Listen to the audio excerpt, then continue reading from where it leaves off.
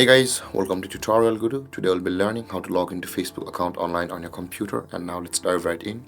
Now to log into your Facebook account on your computer, first open up your preferred browser, as I've already opened the Google Chrome, and on the search bar click over there and type in the address facebook.com and hit on enter, and then you'll be redirected to the home page of Facebook like this. Now in order to log into your Facebook account, you'll be required to enter your email address or your phone number with which you have signed up for a Facebook account. Over here you can see on this panel, enter your email address with which you have signed up for a Facebook account,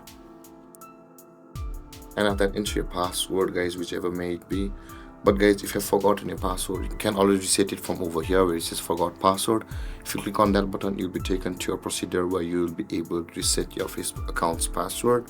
And with that being said, after entering your email address or your number and your password over here, click on the login button over here, and then you'll be signed into your Facebook account.